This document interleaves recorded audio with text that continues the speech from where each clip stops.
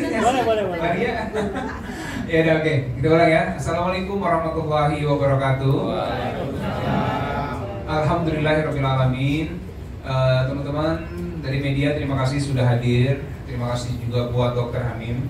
Ya, terima kasih buat Rumah Sakit Brawijaya Saharjo.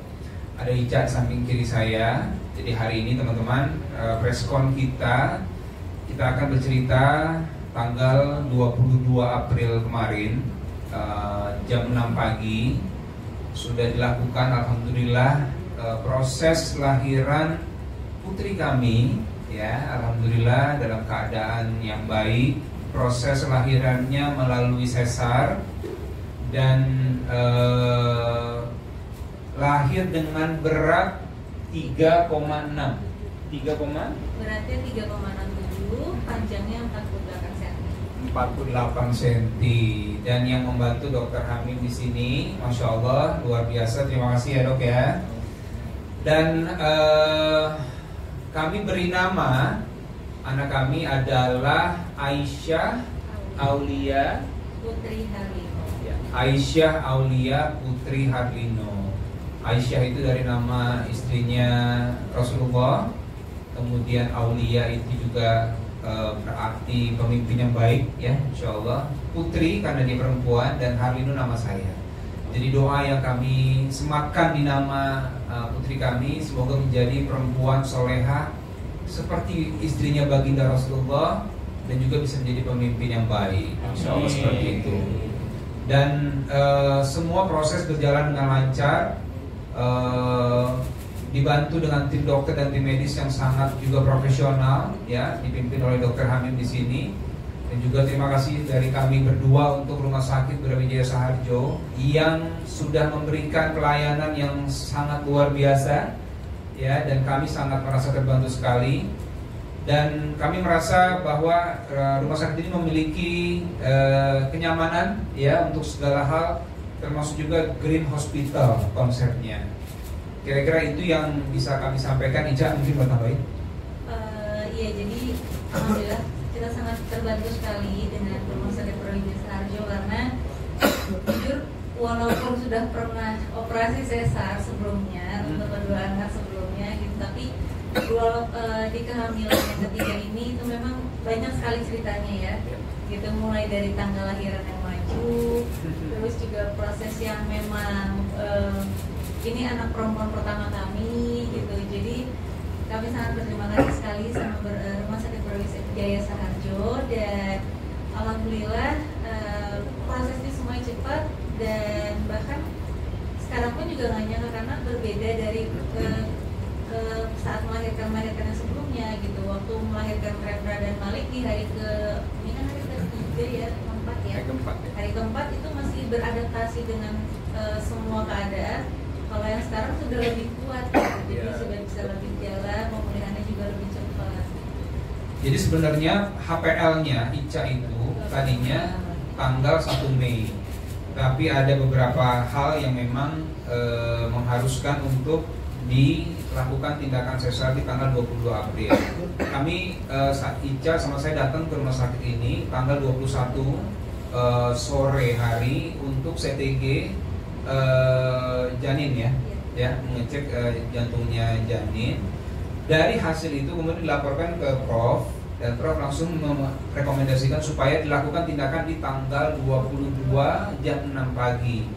Karena hasilnya itu memang menurut Prof harus dilakukan di secepat mungkin begitu ya, sesegera mungkin. Maka dilakukanlah sesar itu di tanggal 22 April 2024. Nah, selanjutnya nih kita akan mendengar juga dari Prof kira-kira bagaimana saat prosesnya kelahiran putri kami melalui proses sesar itu. Silakan Prof.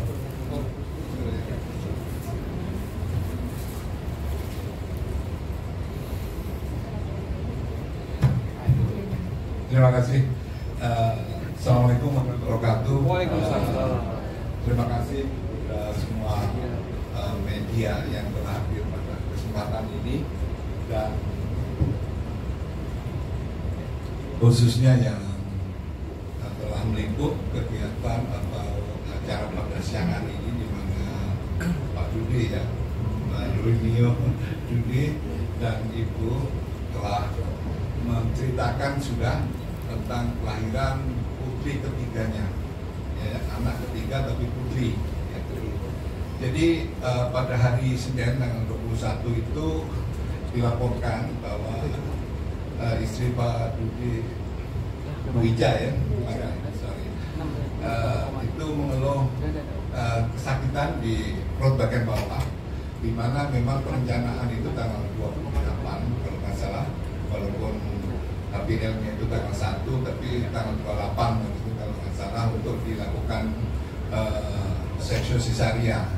Kenapa seksio cesaria? Karena Ibu Ija ini sudah 2 kali seksio atau sudah 2 kali pembedahan untuk melahirkan anak. Alhamdulillah melihat dari hasil kardiotomografi atau CTG yang dilaporkan tadi, di mana CTG itu adalah menggambarkan kondisi rahim dan menggambarkan kondisi jantung janin.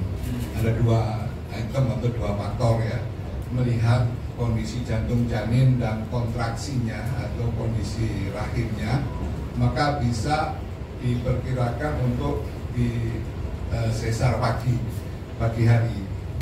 Karena kalau kegiatan itu dilakukan di waktu malam, kecuali emergensi ya, itu biasanya persiapan dan seterusnya itu kurang lengkap lah. Jadi pagi hari kita tetapkan jam 6 dan kebetulan setuju baru pasien dan keluarganya, dan kemudian kita putuskan untuk sesaria di lantai 7 jam 6 pagi. Alhamdulillah semuanya lancar, jadi bayi dilahirkan jam 6.30 ya, dan menangis langsung, artinya bayi dalam keadaan sehat walafiat.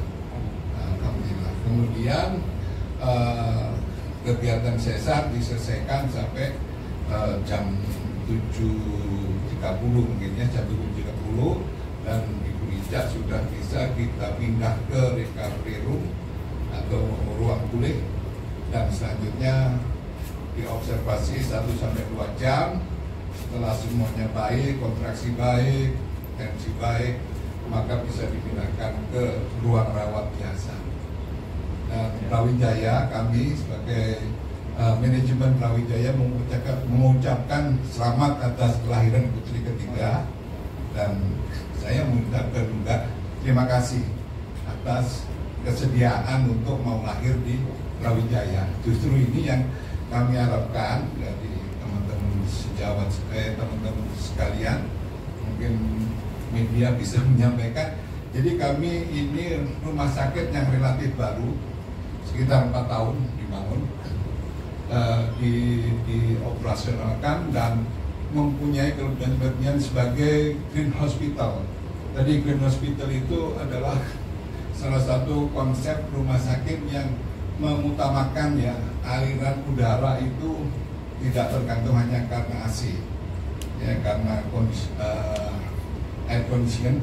Nah, tetapi kita juga mengharapkan betul-betul fresh ya udara yang dari luar. Sebab itu di koridor-koridor itu kita buka dan kita isi AC seperlunya yang memang diperlukan, seperti itu.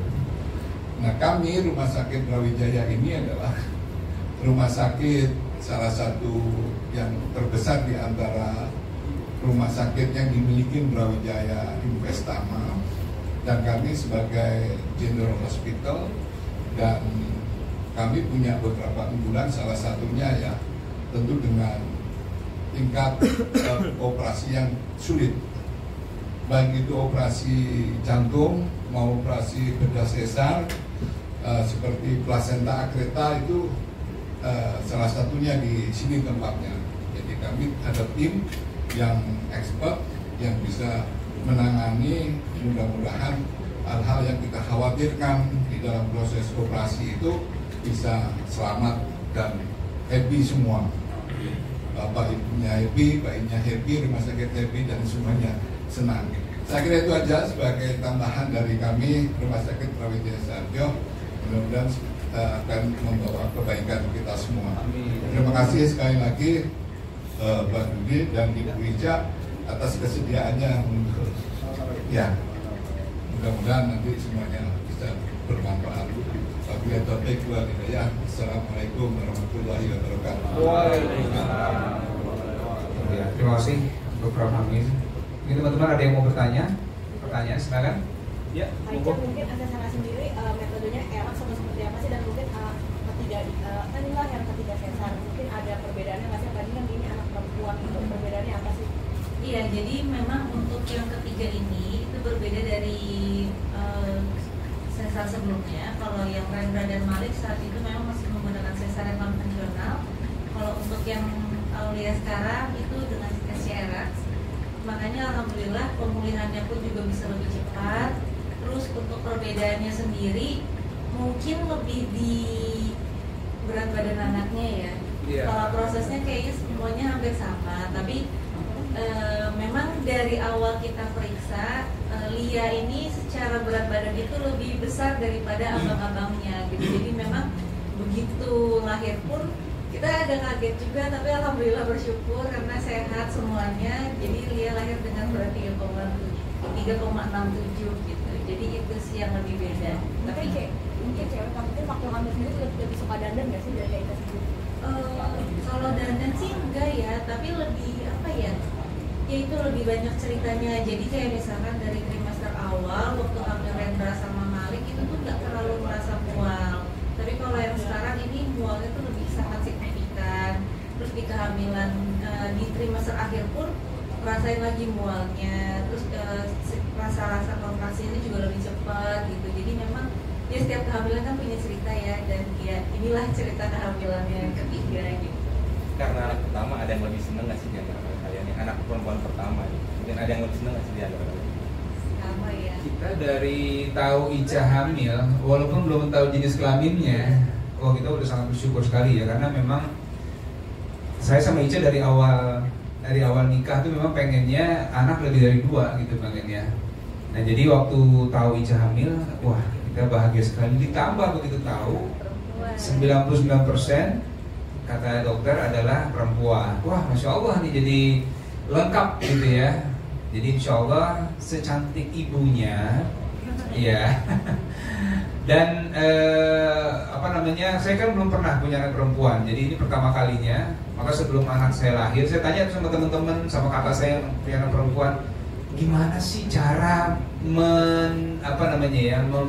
mendidik atau membesarkan, merawat anak perempuan itu beda apa enggak sih? Ada yang bilang katanya dia sama ayahnya lebih lengket, dia lebih dekat dan bondingnya lebih kuat gitu ya. Apa sih yang mesti dijaga gitu, dan gimana kemudian PR kita menjaga abang-abangnya tidak ada kecemburuan nih ya kan, terutama Malik yang selama ini jadi yang paling kecil, sekarang dia punya adik. Nah ini juga kemarin kita sempat ngobrol-ngobrol sama dokter ya, kita dikasih arahan ya gimana supaya si anak tengah dan abangnya ini nggak merasa tersingkirkan perhatiannya karena ada adik yang baru, kira-kira gitu. Sejauh ini Malik ini kan bisa dikatakan kayak anak cewek biasanya kan cowok emang nggak ditindik, sekarang langsung ditindik atau gimana sih untuk telinganya sendiri supaya nggak merasa sakit? Iya. Nah kemarin kita juga konsultasi dokter anak. Nah beliau bilang boleh ditindik ya, boleh ditindik. Tapi itu pilihannya kembali ke orang tuanya, mau ditindik langsung atau enggak, gitu dok ya, boleh ya. Jadi kalau tapi antingnya kita udah siapin. Nah ya, hadiah dari adik Ica ya. Hadiah dari adik Ica. Jadi karena kan adik Ica anaknya perempuan semua, jadi ngasih hadiah anting. Jadi kalau misalkan memang kita memutuskan untuk langsung ditindik, artinya udah ada. Nah, ini karena kita hari terakhir kita mau putuskan kita mau tindik apa enggak hari ini. Iya. Nanti kita lihat ya. Aduh deh, Maksudnya ada udah tiga kali sesar dan anak perempuan udah dikasih akan kan nanti udah nggak mau punya hubungan lagi, masa udah steril. Begitu. Kalau udah 3 kali sesar itu nanti kita bahas berdua ya, bagaimana. Karena kan yang hamil Ica ya. Kalau saya kan bagaimana persetujuan Ica ya. Kalau Icanya siap ya monggo bismillah ya. Kalau saya sih 6, 7 3 ini buat kami berdua sudah alhamdulillah ya. Kita akan besarkan dengan sebaik mungkin. Tapi kalau nanti misalnya Ica bilang, yuk kita tambah lagi misalnya gitu kan, wah saya sih siap, insya Allah. Dan ada Prof Habib juga di sini kan, jadi insya Allah kita bisa konsultasi juga dengan yang ahlinya lah gitu, yang expert gitu, insya Allah. Maksudnya mungkin ada perasaan haru nggak saat mengajari anak perempuan? Nah itu ya, jadi waktu kan saya ikut ke ruang operasi, jadi sama Prof saya dikasih izin ya Prof, saya masuk ke ruang operasi, melihat semua prosesnya. Begitu tangisan pertama itulah yang bukan mengazankan, justru yang saya mengharukan pada saat dia nangis pertama kali diangkat sama Prof Hamim. Ica langsung nangis gitu ya. Terus saya masih bayang itu masih Rendra Malik waktu lahiran. Dan harunya di situ sih saya. Terus kemudian pertama kali dokter anak membersihkan, kemudian saya lihat wajahnya. Pertama yang ada di kepala saya ini Rendra banget waktu pertama kali lahir, ya. Mukanya Rendra banget, tapi juga mirip saya masih kecil gitu. Jadi perpaduan itulah, itu satu keajaiban. Jadi Allah berikan sesuatu yang luar biasa lah. Tapi kalau buat saya mengharukan saat pertama kali dengar tangisan dia. Kemudian waktu diangkat, Prof yang angkat gitu ya, saya lihat Pak, ini anaknya udah lahir, wah itu udah nggak bisa nahan air mata. Saya lihat Ica juga udah nangis gitu kan ya. Jadi boleh saya gimana? Iya, jadi terharunya sama ya kalau pas lagi lahiran itu kan, karena kan kalau misalnya sesar itu ibunya kan nggak bisa melihat pas diangkat, jadi yang bisa melihat diangkat itu kan memang dokter dan juga pendampingnya gitu. Jadi pas dengar tangisan, karena itu yang bisa menandakan bahwa bayinya sehat atau enggak gitu kan. Jadi begitu kita dengar tangisan pertama itu langsung bersyukur banget, langsung alhamdulillah, dan begitu dikonfirmasi bahwa perempuan ya Bu bayinya gitu ya, itu kita kayak wah ternyata benar gitu, 99% dan akhirnya menjadi 100. Bisa dikatakan sekarang kita udah ada rumah ceweknya nih gitu, boneka ceweknya gitu dengan boneka itu seperti apa? Mungkin nanti Kak Dodi jangan kaget kalau tiba-tiba udah diikat rambutnya. Oh, kakak diikat rambutnya? Enggak. Iya. Terus tiba-tiba bajunya kembar gitu kan. Karena kan biasanya kalau perempuan tuh lebih gemes ya sama sesuatu yang couple gitu kan. Jadi terus nanti kalau misalkan katanya kan anak perempuan itu lengket sama ayahnya. Jadi mungkin ayahnya juga harus siap kalau tiba-tiba harus bisa ngiketin rambut anaknya. Mungkin belajar dari ikat rambut ibunya Bubu ya. Tapi kalau Ica ini persiapannya sudah beberapa bulan sebelum dia lahiran. Jadi beberapa tiba-tiba paket datang ke rumah, ya. Apa nih kok baju-baju perempuan, anak-anak kecil ya, baju-baju bayi, perlengkapan kan. Nah, ternyata Ica sudah menyiapkan itu, dan memang kalau Ica bilang pernak-perniknya memang lucu-lucu gitu. Nanti saya mau harus belajar juga. Seperti apa? Yang dari 2 orang itu udah dikenalin terus responnya punya adik gitu. Nah jadi Rendra sama Malik waktu lahiran itu jam 6 pagi mereka nggak ada di rumah sakit ini, mereka masih di rumah tuh. Mereka baru sampai jam 8 ya? Mereka jam 10. Oh, jam 10 ya? Soalnya tadi mau lebih, sebenarnya mereka tuh gini, kan kita datang ke rumah sakit hari Minggu tanggal 21. Terus kita memang sudah di situ kita kasih tahu ke mereka bahwa bunda sama ayah nggak pulang dulu ya, karena memang ternyata bunda harus melahirkannya insya Allah besok pagi.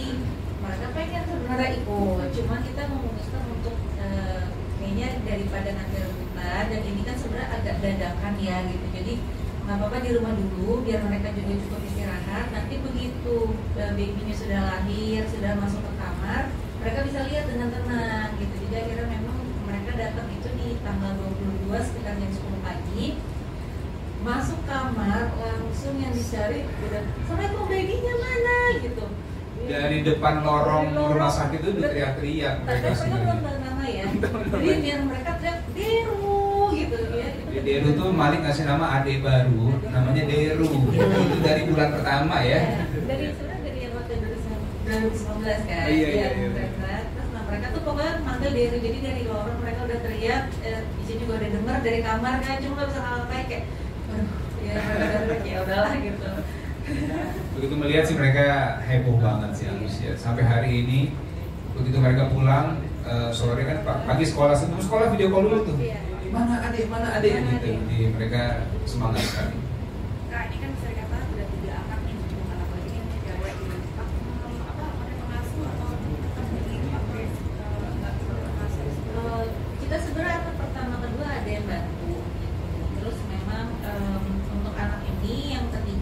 belum ada tambahan ya, maksudnya cuma memang kalau misalkan pastinya ya yang membantu itu untuk nge-backup kita juga kan, karena kan Rendra sama Malik juga udah sekolah, terus belum mungkin nanti kalau dia juga ada kerjaan syuting atau di luar kota gitu, jadi supaya di rumah nggak terlalu keteteran gitu. Cuman kalau untuk apakah setiap anak nanti ada kemasan, kita sih belum kepikiran seperti itu gitu. Pokoknya yang penting kita berusaha untuk semuanya kita asuh sendiri, kita urus sendiri semuanya gitu. Nanti dia bisa. Kak Ica. Oh udah, jadi udah dikasih tahu sama Prof ya. Jadi begadang karena bayi memang kan ada fase-fase ya, begitu dia baru lahir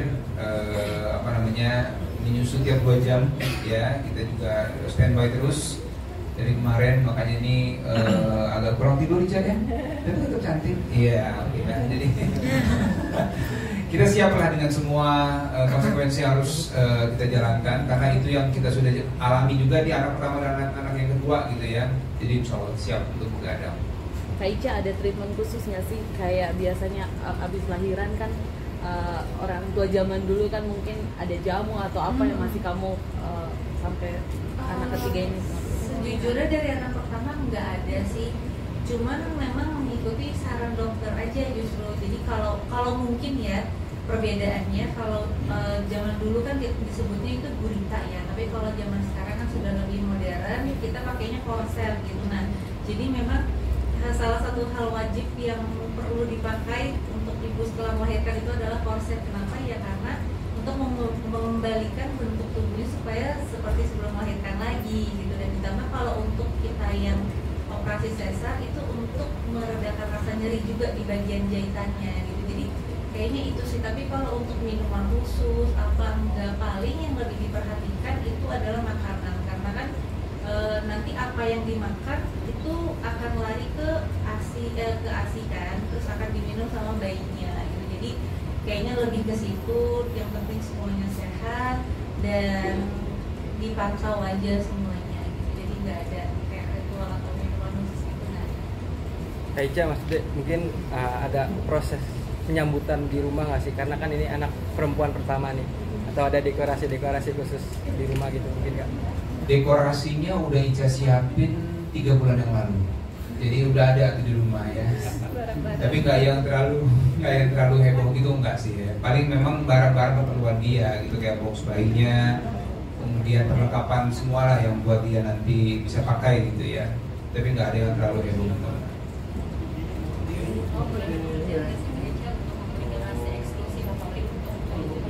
Insya Allah ya, karena kan Rendra sama Malik juga eksklusif sampai 2 tahun alhamdulillah. Jadi ini juga berusaha semoga bisa memberikan hasil eksklusif hingga 2 tahun untuk diri ya.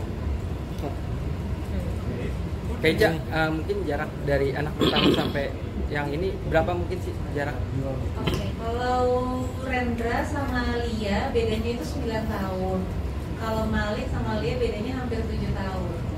Jadi karena kalau Rendra sama Malik bedanya itu 2,5 tahun. Jadi Rendra Malik cukup dekat, sama yang ketiga ini cukup jauh.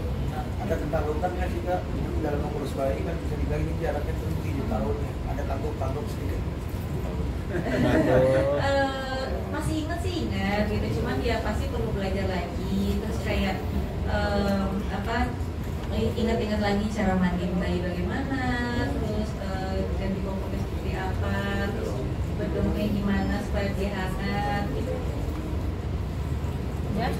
Kalau saya agak bingung ya, ada beberapa bagian yang lupa gitu untuk ya cara gendong. Kemarin belajar lagi sama suster ya, kemudian cara mandiin bayi. Jadi kan tiap jam 6 pagi di rumah sakit ini dimandiin nih bayinya. Kemudian saya lihat langsung tuh gimana cara suster memandikan bayinya. Saya tanya pakai apa, kemudian akhirnya bagaimana, hangat apa enggak, segala macam. Jadi ya kita memang harus belajar lagi kan, 7 tahun yang lalu ya kurang lebih. Jadi memang harus belajar supaya bayinya tetap sehat lah, insya Allah. Kaca, anak ketiga masih di baby blues ya? Kenapa? Anak ketiga ini masih di baby blues. Alhamdulillah enggak, dan jangan sampai ya. Tapi sejauh ini support system yang dari KUD, dari anak-anak, dari keluarga, dari teman-teman, sahabat semua itu alhamdulillah baik sekali. Jadi mereka sangat mendukung dan benar-benar memberikan energi positif, terus masukan-masukan yang positif. Jadi insya Allah nggak ada sih kemungkinan. Tapi sebelumnya baby blues kan Enggak sih, Enggak enggak. Cuman waktu pas Rendra itu sempet karena kan itu kehamilan pertama dan anak pertama ya. Jadi ketika ya bayi kan ada fasenya di mana dia nangis, terus kita bingung kayak tapi kok dia nggak mau nyusu gitu, dia ngomong ngapa-ngapain. Nah itu di situ agak bingung loh gitu. Terus cuma ditenangin sama suster kayak nggak apa-apa, ini hal yang biasa gitu. Karena kita baru adaptasi juga, babynya juga masih dicari semuanya gitu. Yang penting tetap tenang, jangan panik, dan dilakukan sepenuh hati aja semuanya gitu. Dan alhamdulillah ya udah bisa melewati fase oh iya nggak perlu panik kalau dia nangis, nggak perlu panik kalau misalnya tiba-tiba dia kenapa-kenapa gitu. Terima kasih. Dok, mungkin ada saran apa dok dengan rasa terpikir